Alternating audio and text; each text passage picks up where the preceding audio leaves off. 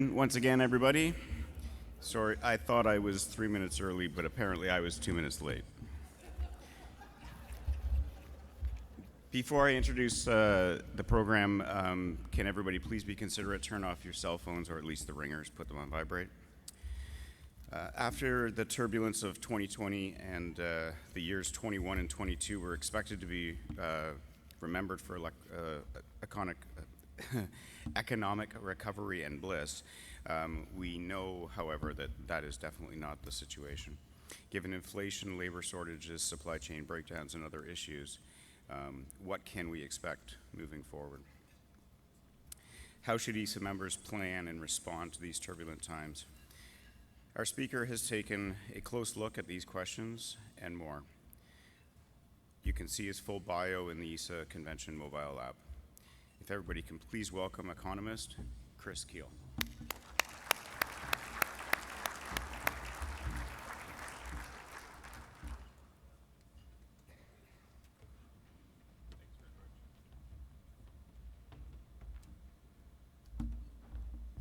All right, thanks very much. So I was talking at the table earlier about some of the other organizations that I speak to, and just because I know it would thrill you to death, I'm the economist for 12 different state CPA societies.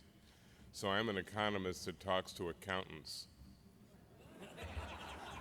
How thrilling could that possibly be? So I wanted to start off with a little bit of my misspent youth because it's suddenly relevant. Again, I was mentioning at the table, I used to be a Soviet and East European specialist back in the 80s. I was all set to spend my life studying the evil empire. I got a degree in Soviet studies. I learned Russian. I lived in Leningrad for a year. I was set. I was going to go to work for the agency, be a spook, and then the idiots went out of business right in the middle of my PhD. So I really had to kind of metamorphose into something else, a more normal economist. But now I'm relevant again. The Cold War is back, and I can suddenly use all those old skills. My very first phrase in Russian you can't really use today, but it will come in handy later this week. Slava Bogu Svodnya Pyatnitsa. Thank God it's Friday. So that's a universal statement no matter where you are. So a lot of what I've been doing lately is kind of talking people off the ledge. And it's not that we're not dealing with problems. We obviously have inflation that we haven't seen in 20, 30 years. We have recession threats at some point. We have a lot of issues to deal with. But there's a tendency with the media, and I promise I'm not going to be a media basher, but the media has a tendency to go after something exciting, and I think they find economics unbelievably boring. So they have to sort of threaten and say, oh my God, the world is going to come to an end by tomorrow, and you sort of ignore all the data that's sort of moving in a contradictory direction. So we're going to talk a little bit about what it is we think is happening on the recession front, why we think it's an issue, but maybe not quite as imminent as we're led to believe. The trouble with economists in general is that we're really, really bad at what we do. We're supposed to be forecasters, and we have so far successfully predicted 13 of the last 3 recessions. We are, my favorite definition is someone who explains tomorrow why the predictions they made yesterday didn't come true today.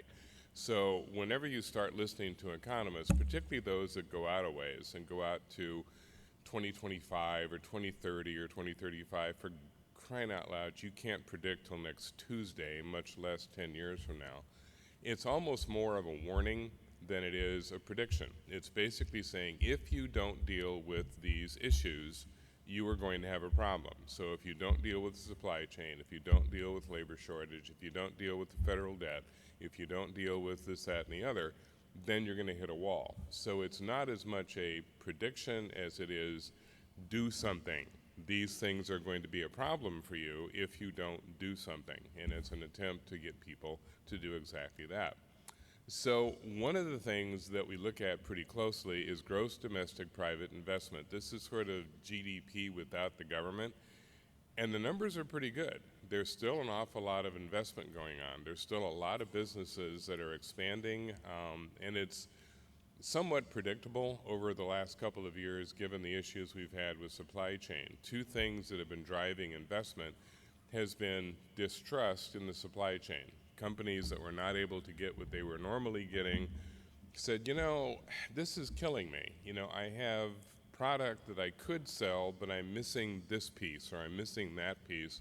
I'm never going to let myself get in that position again, so I'm going to start producing it myself, or I'm going to buy as much as I can get my hands on if that opportunity presents itself. I was talking to a faucet manufacturer at one point, and they had this huge order. They're going to put faucets into thousands of these multi-family units all over the country. All they were missing was the little button that said H or C. And you'd think by now the consumer would know that on the right is cold and on the left is hot. But without the H and C, they were just paralyzed. I don't know what to do. So they had to wait. And this was stuck on some ship somewhere, locked in some Chinese port somewhere. So when this company finally got access to those things, it bought 10 times more than they had ever bought before because they never wanted to be held up by missing little discs. And you see it in all kinds of other circumstances. So that's been driving investment. So has the reshoring effort. And we'll talk a little bit more about this as we go on. The breakdown in the supply chain has been a horrific problem, but it also has created a bit of a benefit. We have tried for years to try to get companies to come back to the United States to do production here. We've tried tariffs, we've tried regulatory approaches, we've tried cajoling, we've tried bribing. What it comes down to is if you can't get it from overseas, then maybe you ought to move here. And that's partly of what's been going on. We've seen $1 trillion worth of reshoring this year alone, probably another trillion before the year is out. Companies moving production back to the United States because the supply chain isn't reliable anymore, and they're paying far more in transportation costs than they used to, et cetera. But if you do move back to the U.S., you're doing it using automation, robotics, and technology. We have all kinds of inhibitors when it comes to moving stuff back to the U.S. Number one is job shortage. There aren't enough people. So if you can't find the people you need to work, you start looking at replacing more people with machines. And that's another thing that's been driving the investment. We've had a fairly stable consumer price index where it counts, which is the sticky version. There are two kinds of consumer price index, and there's about a dozen different ways to measure inflation, and they all have advantages and disadvantages. The consumer price index is the most common one that you'll see, but it's not really the most reliable. The trouble with the CPI is that it's based on a mythical basket of goods. The way this works is that the Commerce Department creates this basket of goods that the average family of four buys.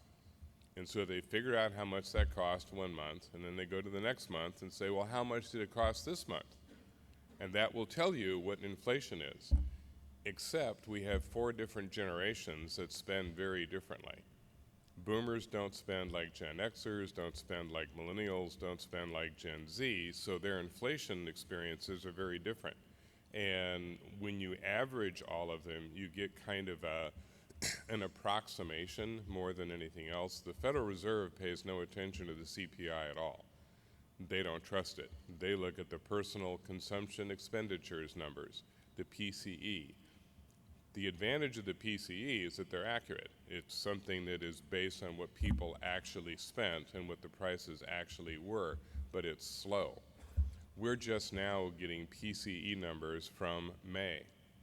So we're not as current as the CPI. CPI comes out first of every month, so you can look at it and say, hey, inflation in July is X. PCE won't tell you what inflation in July is until sometime in September. So accurate but slow, and that's always the challenge with data. You can have it fast or you can have it accurate. You can't have both. And that's always been the challenge with data. The other thing about the sticky versus core is that you're looking at prices that are not as volatile, and we'll get to this several times today. The Fed is dealing with a type of inflation they're not equipped to deal with. The Fed is basically a one-tool wonder when it comes to dealing with inflation. They control the federal funds rate. The federal funds rate is the rate that banks charge each other for overnight loans. So it's a very limited rate. I mean, it's just something that all the other rates are derived from eventually. But the only way that it works is to sort of pull money out of the economy. So if you have a money supply issue, if there's too much money in circulation, that trick works. But if your inflation is being caused by the things that are causing it now, it doesn't work. What's really affecting inflation, surprisingly enough, is oil. This is an energy sector inflation, and there's no doubt in anybody's mind why this is a problem. I mean, I'm look at people sometime who are trying to find someone to blame, and it's like, are you kidding me? His name is Vladimir, and he lives in Moscow. If you would like oil prices to come down, find a way to off him. You know, not to be blunt or anything, but it's kind of like, what happened to those CIA assassins we used to have? So those guys, you know, bring them out of retirement. So we're being driven by a one-factor inflation and by the supply chain. The supply chain has played a pretty substantial role in driving inflation too, because it creates shortages. Consumer credit is still relatively unchanged, and this is one of those signals that you're getting into a downturn or recession, is when people start using credit cards very aggressively to take care of day-to-day needs. And so far that's not showing up. People are not using their credit cards to pay their mortgage and pay their rent, which happens. When things get bad, people start using their MasterCard to pay their mortgages, which is not a good situation to be in. That's not showing up at this point. People are still using credit cards the way they're kind of supposed to be used for. The banks at this point are not terribly concerned about how people are behaving with credit cards. That can change in a hurry. Consumers can do whatever they want. But right now, the big issue with credit card use is how much of it is being driven by services compared to goods. During the 2020 debacle, we shifted pretty dramatically from services to goods because we didn't have access to services. As we look back on 2020, we're going to conclude that virtually everything we did was stupid and didn't work the way we thought it would. We tried to do what you normally do during a recession. You try to funnel money to the consumer and hope that the consumer spends like a drunken sailor on leave and gets you out of the recession, which is what we did. That was the whole stimulus thing. We pumped money into the economy, and the consumer came back and said, thanks. What exactly am I supposed to do with it? You've closed everything. The restaurants are closed, the events are closed, I can't travel, I can't be within 500 feet of my own relatives. What am I supposed to spend it on? 65% of what we spend our disposable income on is services. If you're in the upper 20% of income earners, it's 80% of your spending is on services, none of which you could do. So it just sat there. And we normally don't save. We are not a good saving nation. We hate having money. It just bothers us. You know, it's like we know we have cash in our wallet, and it's like, for crying out loud, we made the guy that invented the pet rock a millionaire. I mean, seriously. And it's just, and when you realize that the pet rock was made in China, because apparently you can't domesticate American rocks, I don't know. So we spend money, and in 2020 we had a savings rate of 38% when we normally save at 6%, and that money basically hung over into 2021. So we had a money supply issue for a while in 2021. We started 2021 with about $5 trillion in excess savings, but we're Americans and we spent it all in less than a year. I mean, by the time we blew in, we'd spent it. Yes?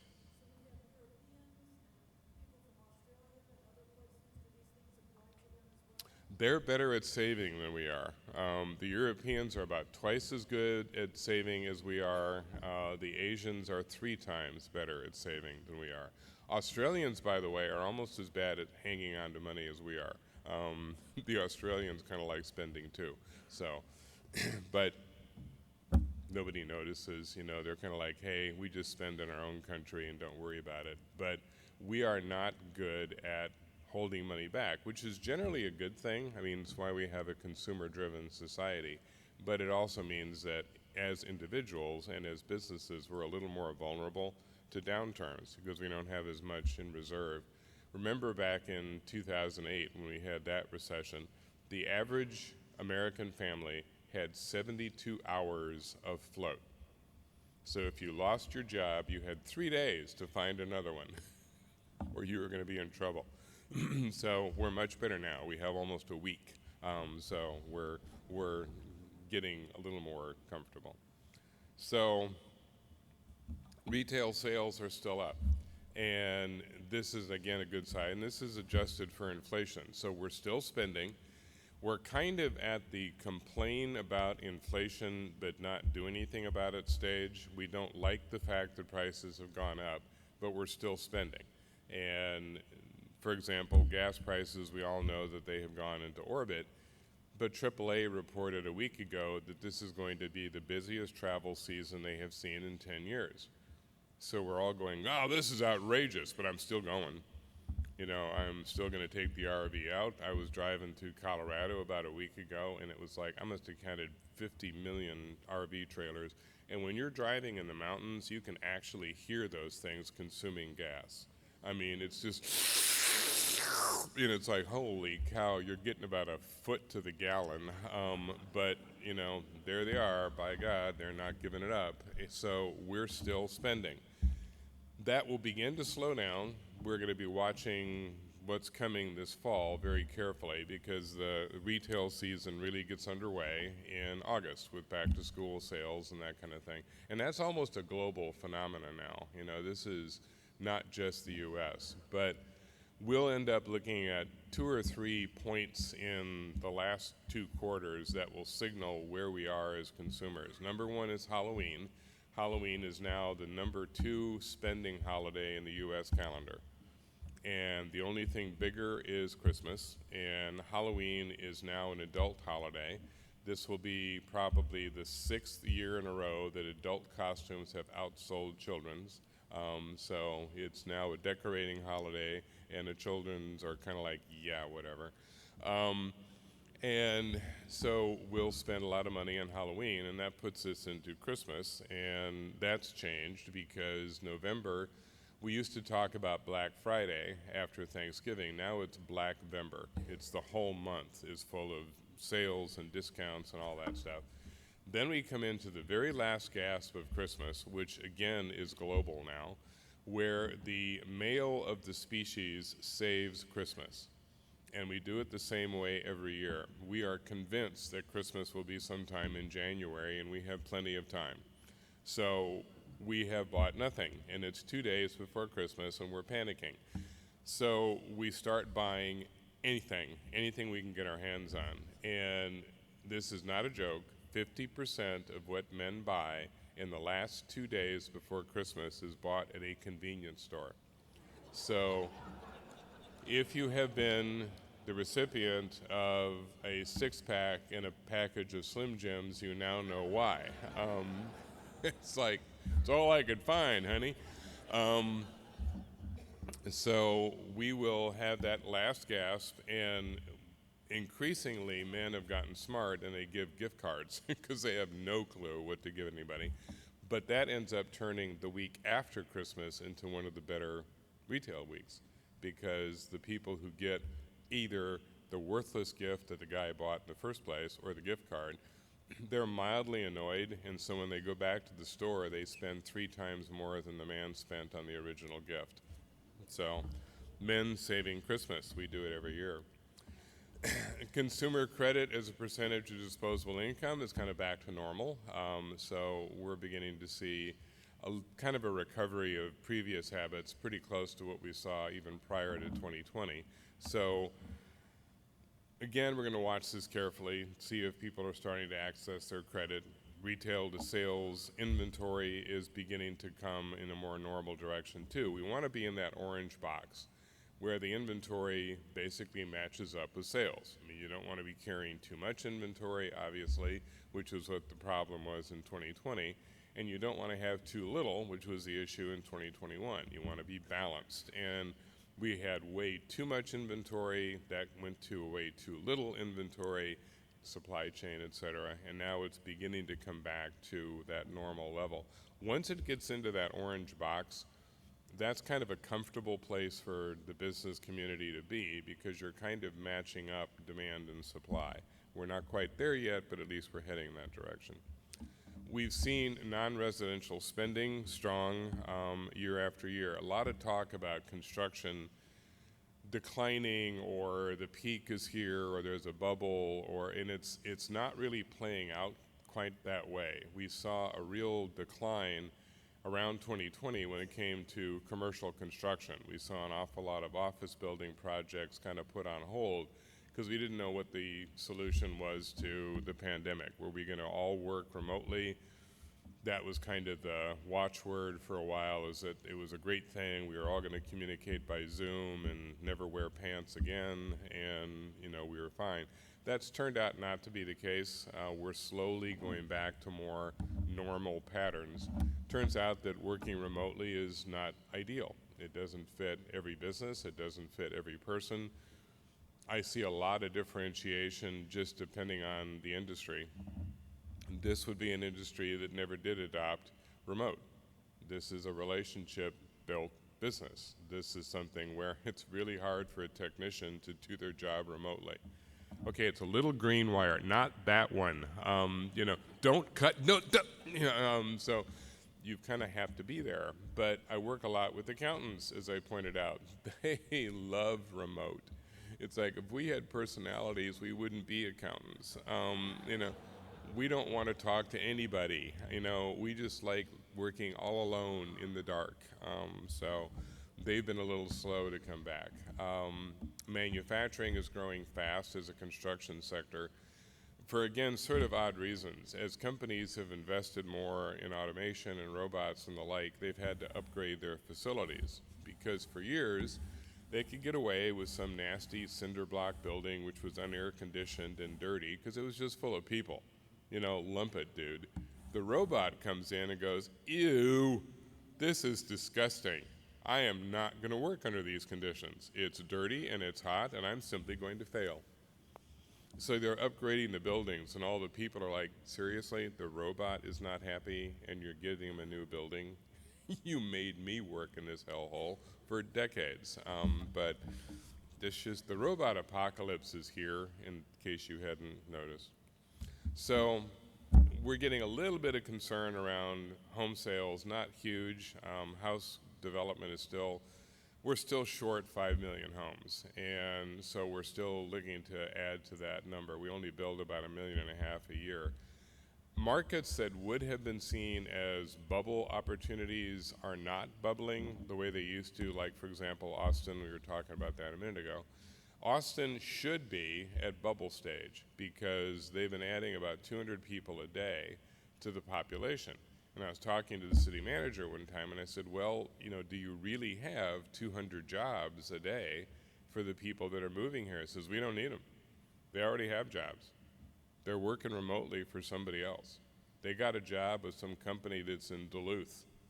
And the company in Duluth says, do you want to live here or somewhere else? And they went, oh, you're kidding, right? No, I don't want to live in Duluth. I'm going to live in Austin. I work for you remotely anyway, so what difference does it make? So they're attracting a lot of people that are already employed. So all they need is a place to live, and therefore the housing, I think Austin is just about to the point that it borders Oklahoma. I mean, it just keeps expanding and expanding. And there's lots of cities like that. So just a few odds and ends insights on the construction side.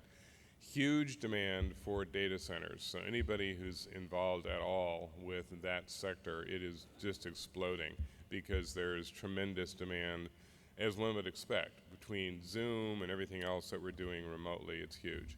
Healthcare is having some issues. Healthcare is dealing with kind of the fallout of COVID because during that period, that's literally all they did.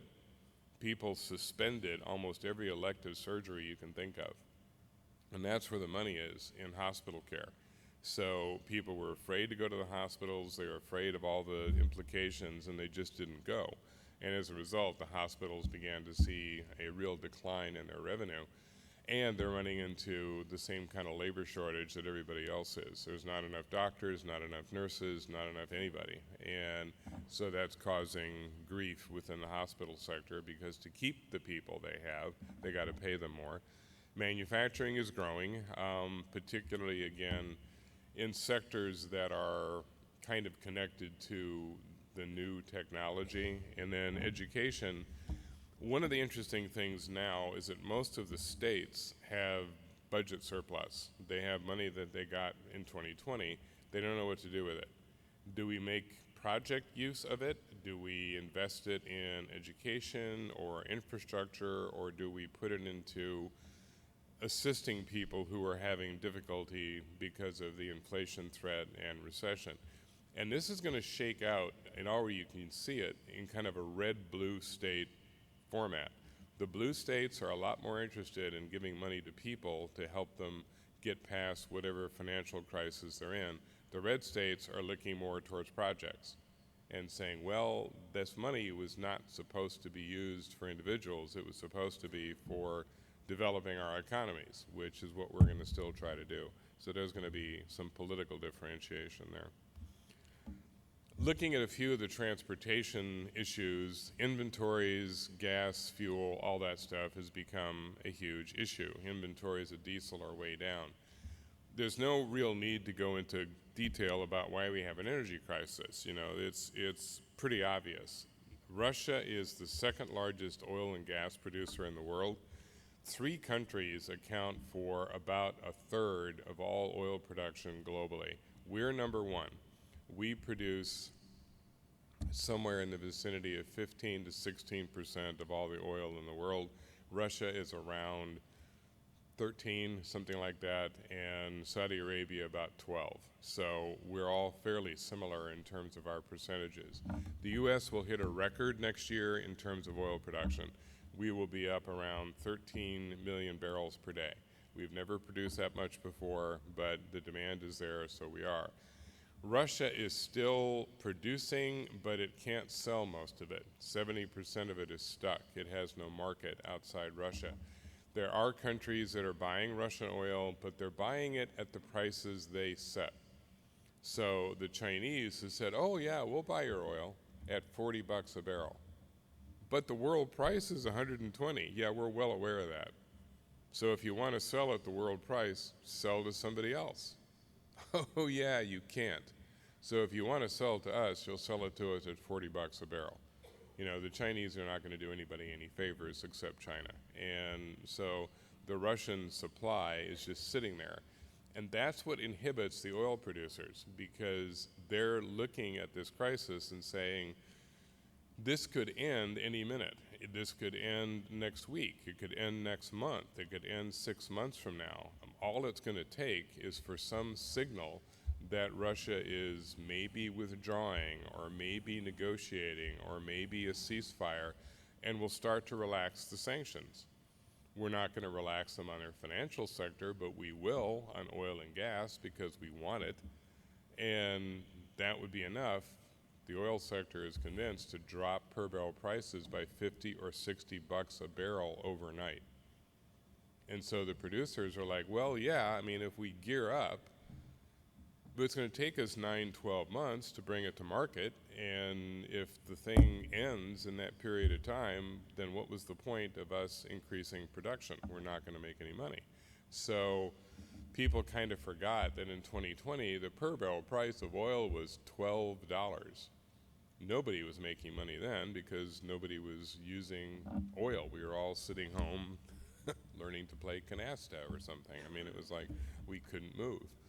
So the oil sector is very flexible right now.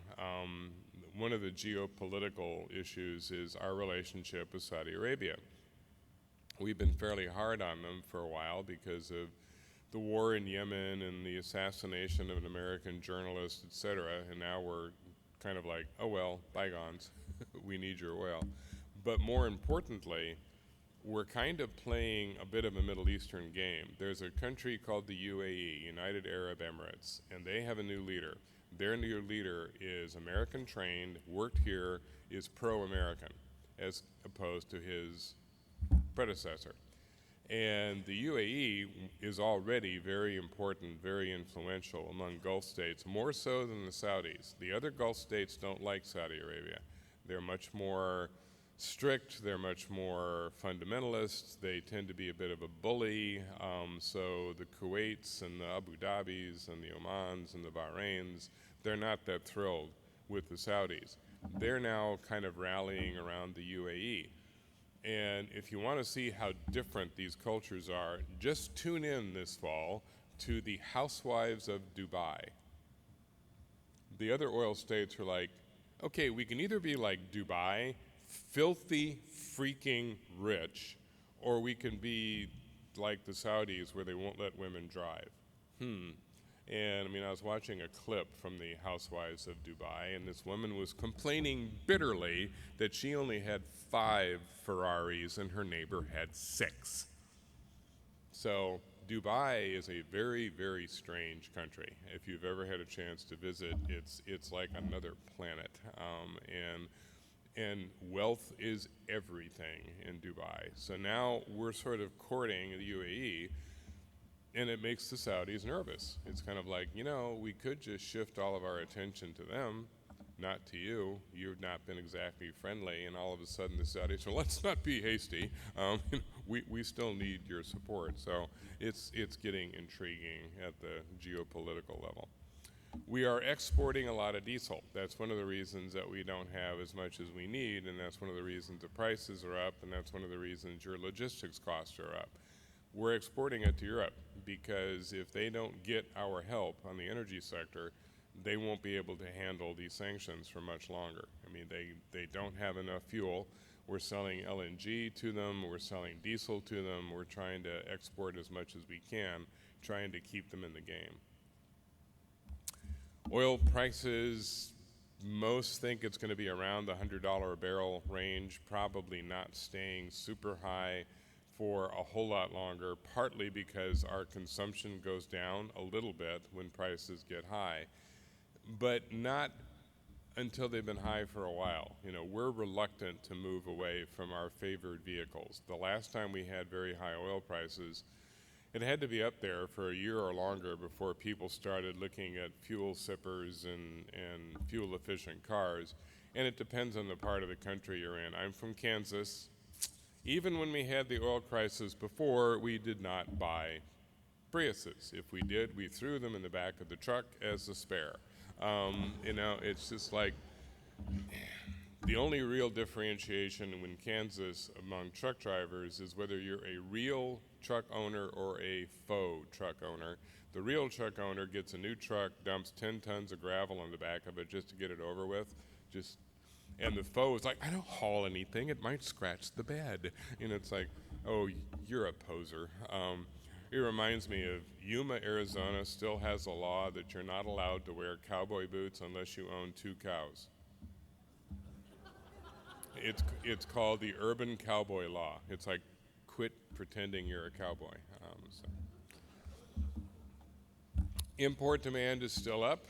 The dollar is still strong, and that's one of the critical events as far as the year is to come, because as long as the dollar is strong, it kind of makes exporting harder, but it makes importing easier. So we will basically have a high-valued currency bringing in more stuff from around the world, but it makes it correspondingly a little harder to sell overseas. And there's no real sign of the dollar declining. There's occasionally conversation about, will some other currency replace the dollar as a global currency? And the answer is no, under no conceivable circumstance. Nobody wants to be the global currency. It limits you tremendously. Every country in the world, if they want to stimulate exports, which everybody does, all they have to do is lower the value of their currency. and it's like, hey, I'd like to sell more stuff overseas. I think I'll make my currency less powerful, and then it will be a bargain for people to buy from me. The second we move our dollar down, everybody else does too, because they peg to it. So it's like, so we can't encourage exports? Nope, not a chance. The rest of the world doesn't really want to have money other than the dollar because it's not as reliable. You can see countries trading with each other. The Chinese will accept rubles and the Russians will accept renminbi, but they still do all their investing still in the middle of this war in dollars. And that's going to be the case forever. So it is nice in a way. It makes it easy for us to do international business, but like I said, it's also limiting. And there are times when we would like a rival. Wouldn't you like to trade in euros, please, so we can orient our dollar? We have other geopolitical issues as far as China and COVID is concerned, and I'm not going to go into gory detail, but given back when I was getting the Soviet degree, I also got an East Asian degree because I was going to really focus on Sino-Soviet relations, and then it all went to heck. So anyway, I still watch. China's economy is declining. They've had 2 straight quarters of down economics, and it's beginning to worry the Chinese. And if you go back to when Xi Jinping was being made the head of China, he was not the person that was expected to take over. He was not the anointed one. When Wen Jiabao and Hu Jintao were stepping down, they picked another guy. And they said, the person we think should replace us is Li Keqiang. And Li Keqiang was kind of the sort of symbol of Chinese economic growth and business behavior. But at that precise moment, Li got caught up in a scandal that was resulting in the elimination of Bo Xilai. Bo was the number 3 guy in the Chinese Politburo, got really caught up in a big mess out in Western China. He was kicked out of the party. He was thrown in prison. His wife was executed. And Li was just close enough that his star faded just a little, just enough for Xi to become the next head of China. Li has never stopped wanting to be the head of China. And he is right now ferociously criticizing Xi in public, in the Chinese press, and basically saying, you are destroying us.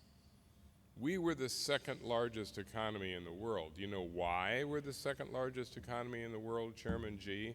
Because we sell the stuff we make to the Americans. Nobody else buys our crap but them. We sold the Americans the pet rock, remember? You know, I mean, we tried to sell that any place else in the world and people would stare at us like, what, are you nuts? It's a rock in a box. So why are you constantly harassing our biggest customer? That makes no sense. Li is a disciple of Deng Xiaoping. Deng Xiaoping's motto, to get rich is glorious. And so he is now really, really going after Xi hard. And this is a country run by 8 guys on the Politburo. It doesn't take thousands to remove somebody from power. If 5 of those guys decide that the time has come, it's like, Chairman Xi, we think you should retire for health reasons. If you don't retire, you will have health reasons. So time to move on. And this could be somewhat earth-shaking. The latest ammunition for Li is the whole zero tolerance mess in China, because it's truly absurd. I mean, they're the only country in the world that's still trying to do this. And it's a massive issue. There's a new term that's going around China, which is basically a sort of shorthand for trying to leave China permanently. A website opened up about 3 weeks ago with instructions on how to immigrate to China, or to Canada rather. It was getting 15,000 hits a second for days, where people were like, how do I get out of here? I gotta get out of here. This is ridiculous. If you are tested positive for COVID, they put you in a government dorm with 15 of your closest friends on bunk beds for weeks. until they decide to let you in. When you think about it, it's like, well, we'll let you out once you don't test positive. You've put 15 of us that test positive in the same room. So when exactly are we supposed to be free of this? I mean, we're just reinfecting each other over and over and over again. A friend of mine opened a plant in China years ago. He was given permission to reopen it and was starting production, but then he got to seeing the rules. And the rules were that any of his employees that went to work in his factory would not be allowed to leave once they showed up. They could not go home. They had to live in the factory. And he goes, I don't even have showers. I have no place for people to live. There's no place for them to sleep. 90% of my employees quit that day. Why wouldn't they? I mean, so Lee is just going, this is madness. And when you're getting that kind of coverage from the official Chinese press, it means that you're getting approval from somebody. And it could be interesting as far as China is concerned. Just something to keep an eye on. We kind of think of these places as being very stable, and in reality, they're very unstable. They're run by a very small group of people. One last thing, fun holdover from my Soviet days. You used to be able to tell where people ranked by who they stood next to. So whenever you would see a big event, you'd sort of say, oh, so-and-so is next to so-and-so. For the last several years, the head of the Chinese military has always stood to the right of Xi. For the last 3.5 months, he has stood to the right of Lee. So it's kind of like, I'm changing sides. So that could be interesting. So there's something else to worry about. In case you were having peaceful nights in the midst of all this, just think about China going into hysterics. This is something that my company does. We developed this industrial kind of monitoring system, and forgive me for a quick rant about manufacturing. People in this country don't understand the role manufacturing plays. They don't understand the industrial heart of the U.S. There's been this notion that we're no longer an industrial country, that we're no longer manufacturing, which has never been true, certainly is not now. We account for 40% of the value of global manufacturing. China accounts for 10. China makes the stuff that goes in Walmart. We make the machines the Chinese use to make the stuff that goes in Walmart. We make airplanes and road building equipment and railroad engines. 92% of all the railroad engines in the world are made in the United States. We don't see our manufacturing because it's not in our homes. When we go to our home, it's all stuff from Asia or somewhere else.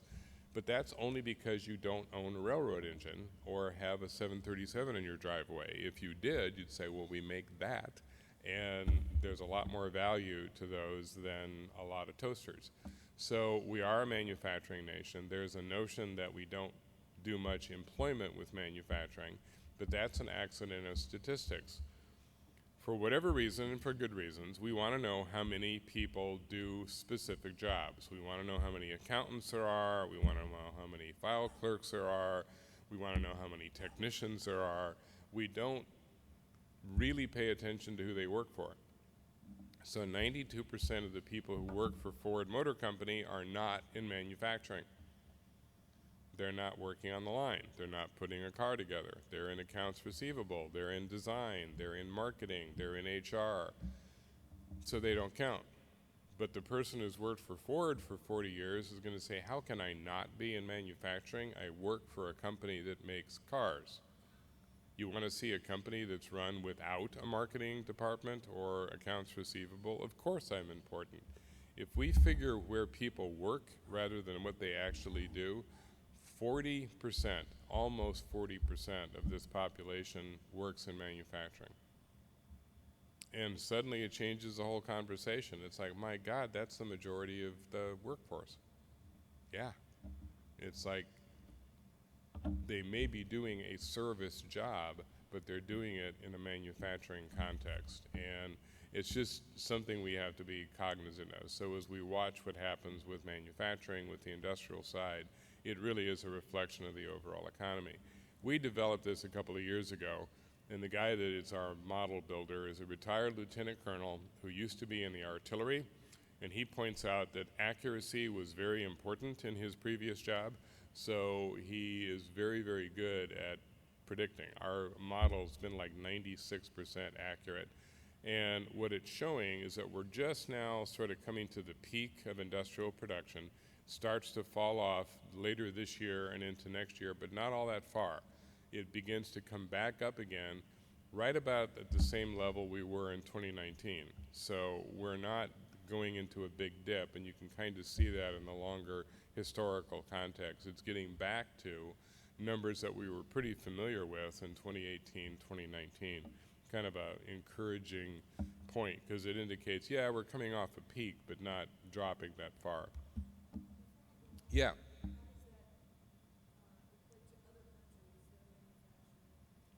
The country that is closest to us in terms of world share is Germany. They're about 30% of global manufacturing value. So between us and the Germans, we sort of dominate the value proposition for manufacturing.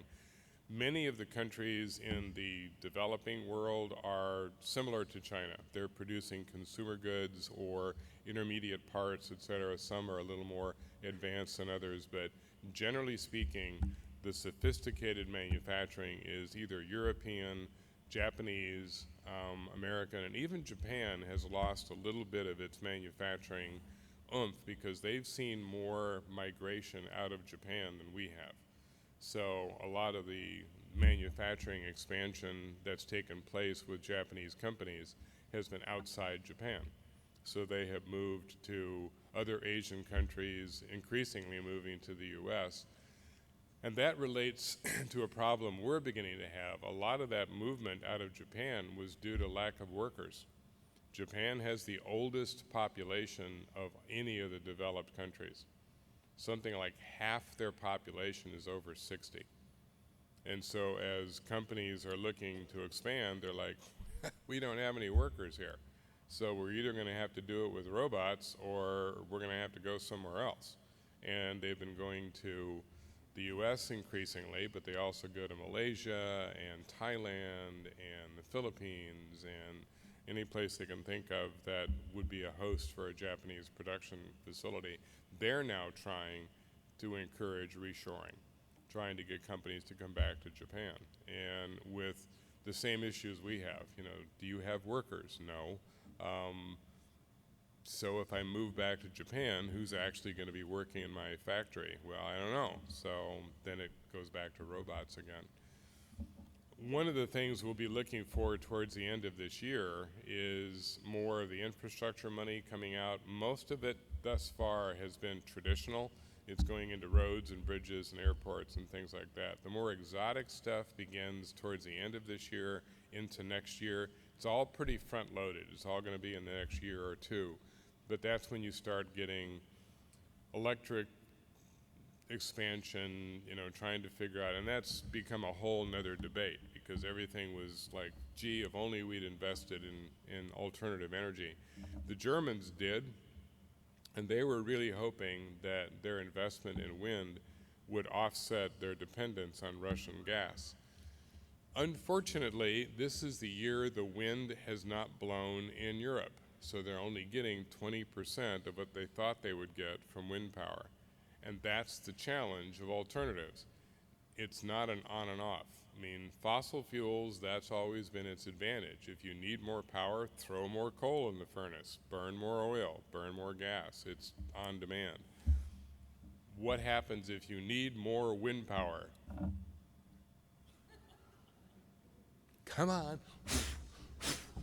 It's like you have to wait. And the wind sometimes doesn't come when you want it to. Kansas invested a tremendous amount of energy and money into wind power, only to discover that the one time that Kansas really needs extra power is August, when it's 175 degrees and 9,000% humidity.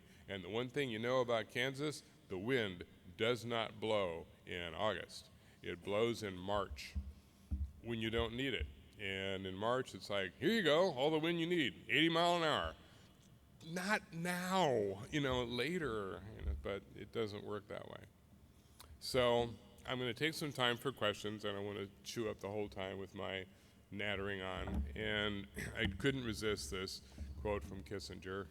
There cannot be a crisis next week. My schedule is full. It's like I can only deal with somebody at such times. So, any questions before I leave you? And by the way, for those of you who just can't get enough of this drivel, I'm as long-winded in print as I am in public. We do a publication that comes out 3 times a week, so I can clog your inbox. And I actually, somebody reads my stuff sitting right over here, so he's the one, so you can ask him. Any questions? Yes?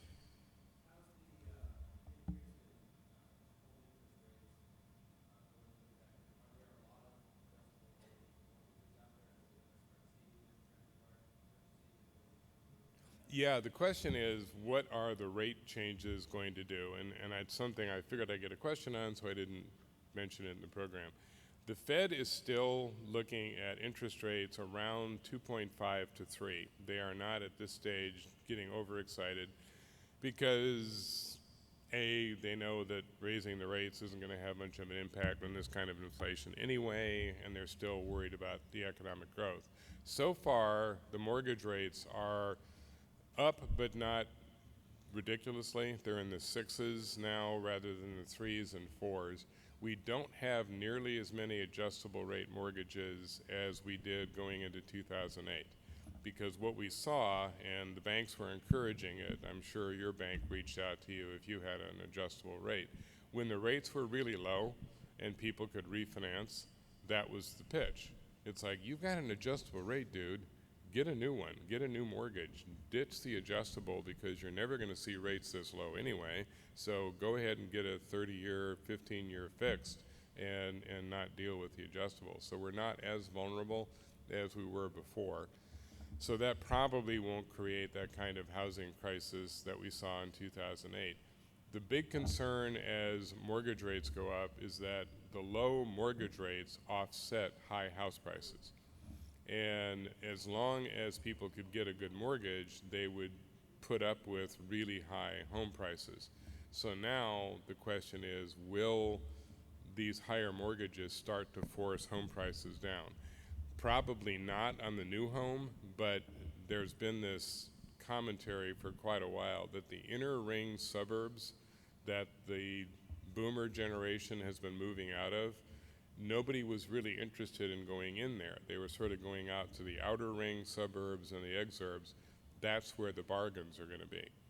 So places like St. Louis and Kansas City that have this, the kind of the older neighborhoods that the boomers grew up in and are now kind of suffering, that's where the next generation of buyers will say, that I can afford, and I'm going to buy that house. And that's going to be real good news for people who do house rehabbing. So it's like, hey, I got a bargain on the house, except that I think my air conditioner was installed in 1922 and doesn't work all that well. Any other questions? Here we are. If the Ukraine war were to stop next week, how would that affect the economy? If the Ukraine war was to stop next week, even if it was making noise like it might stop, oil prices would drop like a stone almost overnight.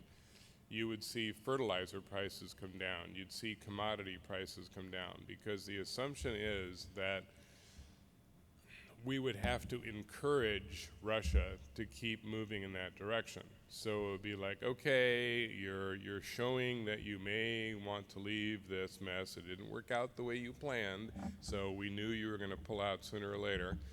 And then we would give them an incentive to keep doing that, and we're going to incent them in a way that benefits us. We'll continue to pressure the oligarchs. We'll continue to pressure their financial system, because that's going to hurt Putin. On the other hand, we're going to say, but we're nice people, so we're going to let you sell your oil and gas, because we really would like to see our prices go down. So that's very likely to happen. And Russia has done stuff like this before. Remember how they left Afghanistan? They just sort of like the way we left Afghanistan. We won, we did what we said, it's all done, we're finished, we accomplished what we set out to. What was that? You know, defeat the Taliban. Oh, the guys that are coming in as you leave? Yeah, those guys, but they're a different Taliban. Really? I don't think so. The Russians just said, we're done, we won, goodbye. and took off out of Afghanistan. And so they've done it before, and they could easily, at this point, I work a lot with the U.S. military. Their theory at this point is that Russia is going to essentially annex the eastern third of Ukraine, which is mostly Russian anyway, and then kind of leave the rest of the country to its own devices. And kind of with a solemn promise that what's left of Ukraine will not join NATO. But if you're watching, gee, Vlad, you managed to keep the Ukrainians from not joining an organization that never asked them to join in the first place. But meanwhile, Sweden and Finland are now in NATO, and it's like, good job. You really kind of set yourself up well there. The Finns have been kind of hanging back for years going, the Karelian Peninsula used to be ours. We maybe want it back. And so it's like he has much bigger fish to fry. And people laughed when Sweden said they were going to join, like, so what? And the Swedes said, you do know we have 100 submarines. And just to make a point, they had them all surface on the same day, completely blockading the Baltic Sea, and then they all went back down again. And it's like, holy cow, when did you build all those? And the Swede says, we're neutral, not weak. Anything else?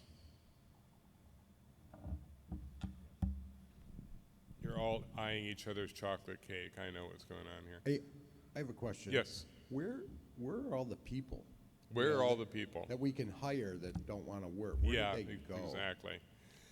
There are three factors that are affecting the workforce right now, and a couple of them were extremely predictable, and it drives me nuts that nobody in political circles ever figured this out.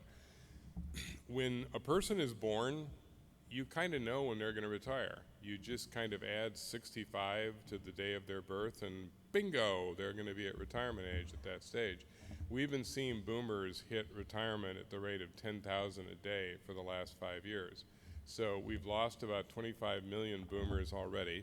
The largest cohort replaced by the smallest cohort, which is Gen Xers. So part of it was not reacting to the retirement. Boomers kind of delayed it for a while. Boomers are notorious for not retiring, but you get into your mid to late 70s, and now, I think I will retire. The second big factor is the alternative ways to make money.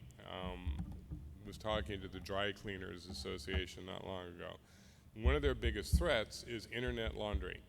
Women were discovering that when they were being sent home to take care of their kids, they could do other people's laundry and make money. And the average take-home was $350 a day. As opposed to getting a $15 an hour minimum wage job, you make $120 a day and you're taxed. If you're doing somebody's laundry, who's going to tell the IRS? You're not, they're not, and you just make $350. And that's become a real thing all over the country.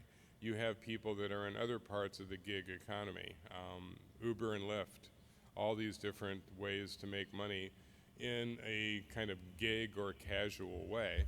So they're not in the workforce either.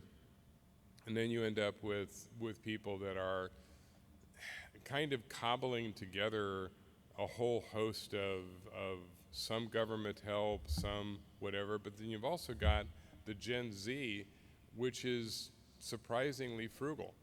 And when we were talking about inflation infecting different groups, it hasn't affected, for example, the Gen Z as much as it affects boomers and Gen Xers because they don't drive. And so it was like, are you upset with gas prices? No, I Uber, man. I just take the mass transit. Actually, all I got to do is go from my loft to the bar, man. I mean, it's like I can walk. It's like, what's the deal? I don't even have to go grocery shopping. I just call Grubhub. So I don't care. The boomer is like, yeah, but I'm driving an F290. And it's like, why? Because I want one. So we're seeing a lot of differences in the way people spend. But a lot of it really is just as simple as retirement, and particularly for a lot of these upper level jobs. I mean, it's one thing to be missing people working in a fast food restaurant.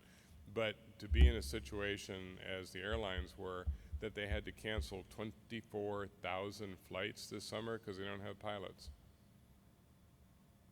And how you didn't see that coming, I don't know. I mean, we recruited for years, we airlines, from the Air Force, but we didn't apparently pay attention to the fact that most Air Force pilots now are drone pilots. They've never been in an airplane in their life, so they can't necessarily go fly. Germany, by the way, has an all-drone airline now. It's a little commuter airline, carries about 10 passengers, no pilot, no flight attendants, nobody. It's flown as a drone, and so you get on the plane and it's being controlled by somebody on the ground, and there's a vending machine at the front so you can get whatever food you want. But given my experience with technology, I'd be on that plane and it would be going buffering, buffering, buffering. And it's like, no, we are going to land, but it will be very, very hard. So, any last questions before I just one. leave you? Yes. I can't conceivably think of a U.S. president on a ticket. Oh, there we are. On a ticket, asking for votes to deal with the deficit. Does there any time come when that becomes unsustainable? The answer is no, there'll never come a time when we deal with it. And as far as sustainability, it kind of depends on how you want to define it. We are in a unique position in the U.S. so we can always sell our bonds. Other countries, when they get this out of control, run into yield problems, like the Greeks a few years back, and they can't sell their bonds.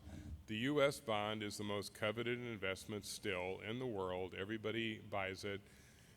No sign of a relaxation of purchasing. Right now, 40% of our bonds are owned by ourselves, by the Fed and the government itself, 30% by American investors, 30% by foreign investors. The real problem with the deficit is debt service. It's not that we can't sell our bonds, we'll always be able to go further into debt, oh boy, but we're spending $400 billion a year on debt service. It's like having a chronic disease. It's not going to kill you, but it saps you every single year. Every single year we start the budget process going, there's all these things we need to do. We could do infrastructure, we could do whatever, but $400 billion comes right off the top to pay debt service. The entire military budget is $700 billion. So we're nearly at the same level as the military budget in debt service alone. And it just gets bigger every year. So you just get to a point where you're spending the majority of your money taking care of debt. The problem is, and as you point out, there's no politician on the planet that's going to come up with either of the solutions. It's either cut spending radically to reduce the deficit, and given that about 75% of our spending is Medicare, Medicaid, Social Security, third rail of politics, no one's going to touch that. The other option is to raise taxes sharply. And that's a great way to be a former representative. You know, it's just like, here's my solution, I'm going to raise your taxes and cut your Medicare. It's like, whoa, that's really great. Every person over the age of 60 has just decided to replace you with anyone.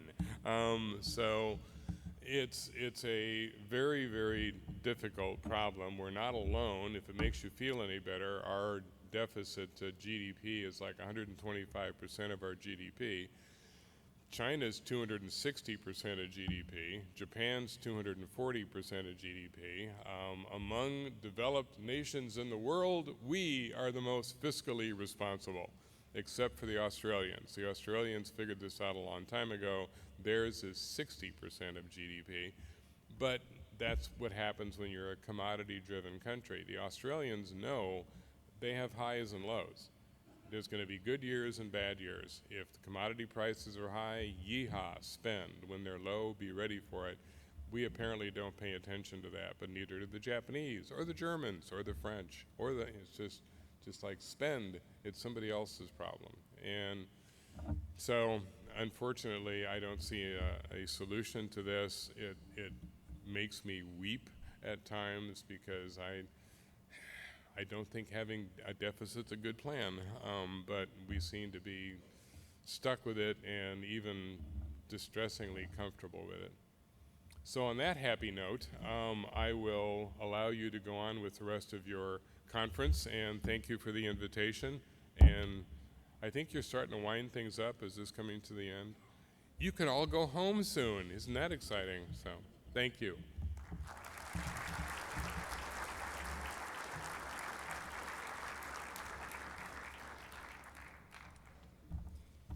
Thank you very much, Chris. There's lots of food for thought there, and thanks for the interjection of some humor. Anybody has tickets for the service Center tour, the buses will be departing at 2 p.m., just right here from the front of the conference center. We hope to see you all at the closing party at Busch Stadium tonight. And if not there, we look forward to seeing you at ESA 2023 in the Washington, D.C. area, where we can work together towards success. Thank you, everybody.